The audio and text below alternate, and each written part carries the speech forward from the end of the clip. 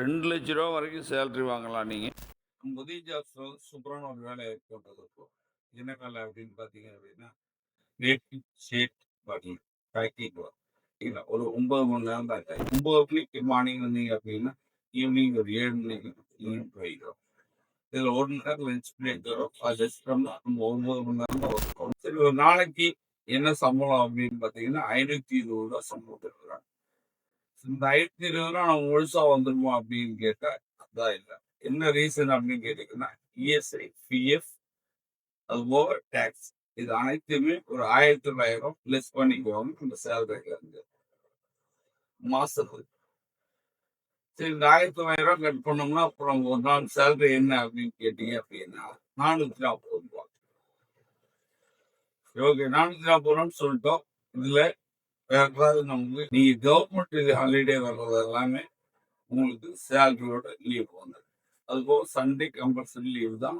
26 தான் உங்களுக்கு சேலரி வரும். அது போக வேற எக்ஸ்ட்ரா லீவ் வர்றது எல்லாமே ஒன்றும் இல்லை. சின்னதா ஒரு எக்ஸாம்பிள் எடுத்துருக்கீங்க. காந்தி ஜெயந்தி வருது, அது கவர்மெண்ட் லீவ் அப்படின்னா அன்னைக்கு உங்களுக்கு சேலரியோட லீவ் வரும். சப்போஸ் வேலை வைக்கிறாங்க, சம்பளம் கொடுக்குறாங்க அப்படின்னா இன்னைக்கு உங்களுக்கு டபுள் சேலரி, லீவ் சேலரி ஒன்று ப்ளஸ் நீங்க ஒர்க்கிங் சேலரி ஒன்று, டபுள் சேலரி உங்களுக்கு கிரெடிட். சரி, ரைட், ஓகே. என்னென்ன வேற என்ன பெனிஃபிட் இருக்கியோ அப்படின்னு கேட்டீங்கன்னா, போனஸ் இருக்கு. இஎஸ்ஐபிஎஃப் ஆல்ரெடி இன்ஃபார்ம் இருக்கோம், போனஸ் இருக்கு. அது மட்டும் தான். நான் வேற என்ன இருக்கு அப்படின்னு கேட்டீங்க அப்படின்னா, நீங்க இந்த இதுல நீங்க எவ்வளவு எக்ஸ்பீரியன்ஸ் ஆகிறீங்களோ அதுக்கு தகுந்த மாதிரி என்ன குயிக்கா நீங்க அப்டேட் ஆகிறீங்களோ அதுக்கு தகுந்த மாதிரி உங்க சேலரி அப்டேட் ஆகும். ஸ்டார்டிங்ல நீங்க வேலையை தெரியாம வர்றவங்களுக்கு தான் இந்த சேலரி. சரி, இது என்ன சேலரின்னு சொல்லிட்டோம், என்ன ஒர்க்குன்னு சொல்லிட்டோம், எல்லாமே சொல்லிட்டோம். இதுக்கு ஏஜ் லிமிட் தான். கட்டாயமா நீங்க 18ல இருந்து 40க்குள்ள இருக்கணும். நீங்க ஆண்களா இருக்கணும். அது வெளியூர் நபர்களா இருந்து தங்கி ஒர்க் பண்றவங்க மட்டும் இந்த வேலை. சரி, ஓகே.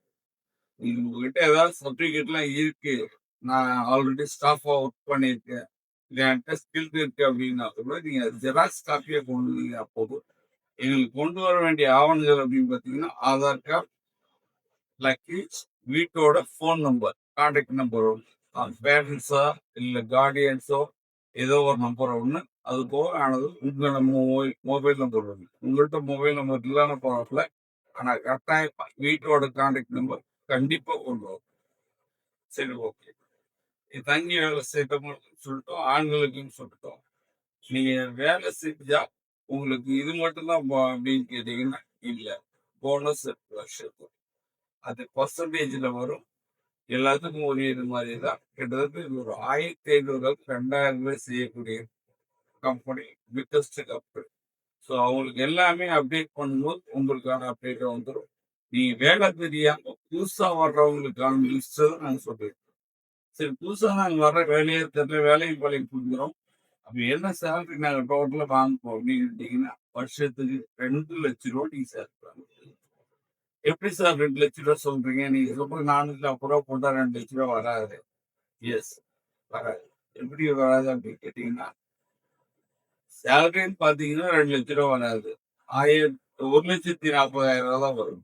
அது போக பிஎஃப் பிடிக்கிறது உங்க கண்ணுக்கு தெரியாம 40,000 வருஷத்துக்கு ஆட் ஆகும். நீங்க கம்பெனில இருந்து எங்க ரிலீவ் ஆனாலும் கவர்மெண்டோட இ-சேவை மையத்திலே ஆகட்டும், இல்ல கவர்மெண்ட் ஆபீஸ்ல ஆகட்டும், இது நீங்க எங்க வேணாலும் போய் இது எப்போ வேணாலும் நீங்க வித்ட்ரா பண்ணிக்கலாம் அந்த அமௌண்ட்டை. அவங்க வந்து சிக்னேச்சர் பண்ணி நீங்க தெளிவா எழுதி கொடுத்துட்டு வேலை வேணாம்னு எடுத்தீங்க அப்படின்னா அவங்க அவுட் பாஸ்போர்ட் கொடுத்துருவாங்க. கிளியரா அவுட் பாஸ்போர்ட் கொடுத்துட்டாங்க அப்படின்னா நீங்க இந்த பிஎஃப் அமௌண்ட்டை எங்க வேணா நீங்க கிளைம் பண்ணிக்கலாம். சரி, ஓகே. அது ஒரு சத்தம் இல்லாம ஒரு 40,000 கிடைச்சிடும். ஆல்ரெடி சேலரி 1,40,000 கிடைச்சிடும். இது ரெண்டையும் ஈக்குவல் பண்ணீங்கன்னா 180 கிடைச்சிடும். Plus bonus. இது எல்லாத்தையும் சேர்த்தா நீங்க வேலை தெரியாமலே வந்தீங்கனாலே ஒரு வருஷத்துக்கு இது போக வேற என்னங்க வேணும்? யார் யாரெல்லாம் வேலை இல்லாம கஷ்டப்படுறாங்களோ அத்தனை பேருக்கு தட்டி விடும். சும்மா வேலை விவரங்களுக்கு கான்டாக்ட் உதவி ஜாப் போட்டுங்க.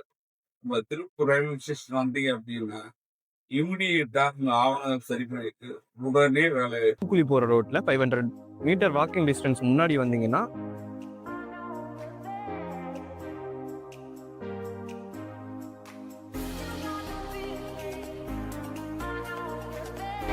மோகன் வே பிரிட்ஜுக்கு நேர் ஆப்போசிட்லேயே நம்ம உதயம் ஜாப்ஸ் லொக்கேட்டாக இருக்குங்க. நன்றி.